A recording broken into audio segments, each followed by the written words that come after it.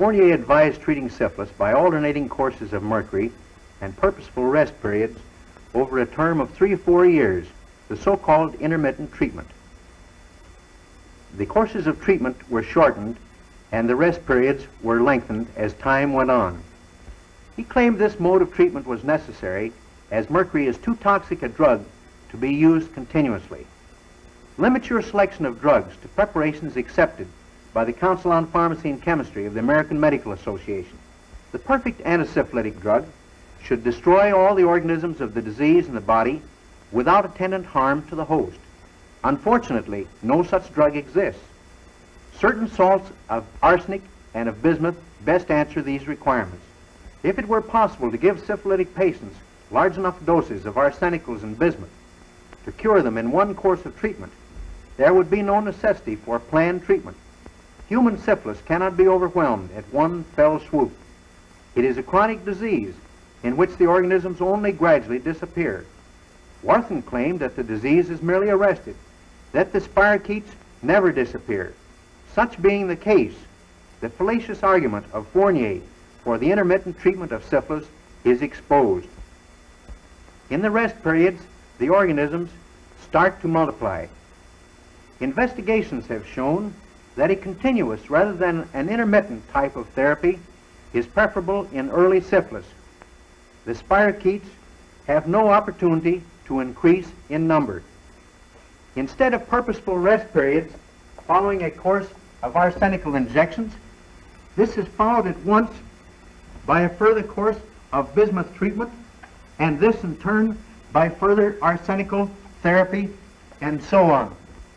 To illustrate the point, each circle indicates an intravenous arsenical.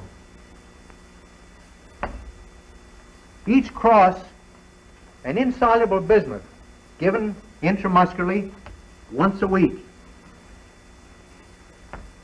Indeed, the injections may overlap so that there is actually continuous therapy. The first bismuth injection being given with the last arsenical treatment and vice versa. Thus,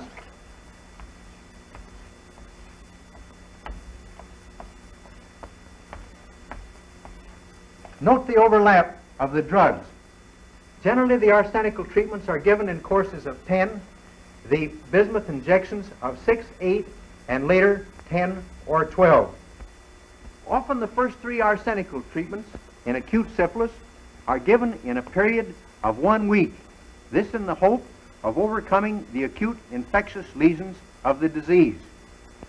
Reactions are occasionally encountered from these preparations used to combat syphilis. With bismuth and with mercury, the urine should be examined weekly, and the teeth watched for evidence of stomatitis and a bismuth line. Rarely with bismuth therapy are severe reactions noted. With arsenic, on the other hand, gastrointestinal upsets are not uncommon, and cutaneous disturbances from a fleeting erythema or urticaria to a generalized exfoliation may be seen. Hemorrhagic reactions are a signal for immediate discontinuance of further therapy. Icterus likewise calls for great caution.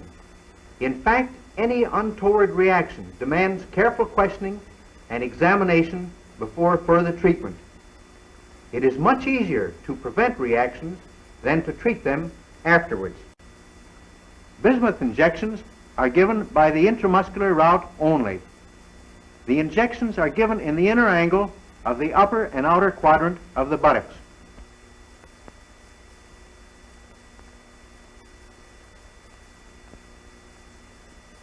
Employing a syringe with a 1 1/2 inch needle, gauge 21 or 22, the drug has been drawn up from its container after careful shaking. Now sterilize the site with cotton and alcohol. Holding the syringe with the needle attached like a pen, with a slight movement of the wrist backwards and forwards, the needle is boldly plunged deeply into the muscles. Then aspirate with the piston of the syringe several times to be sure that the needle is not in a blood vessel. Holding the needle base firmly with a free hand, the contents are then slowly injected into the muscle and the needle quickly withdrawn. If a patient with syphilis who has been under your care wishes to marry, it is urged that you have him bring his fiancée to your office so that you may discuss with her the fact that he has had syphilis, that he has had adequate treatment, but that he should report to you for re-examination once a year for at least several years to come. Miss Carlton, Frank has told me that he wants to marry you. But before he does, there are certain things about him that I think you should know and that I would like to discuss with you. Physicians now believe that it's more advisable to discuss such affairs before marriage rather than after, in order to avoid future trouble. Yes, Doctor.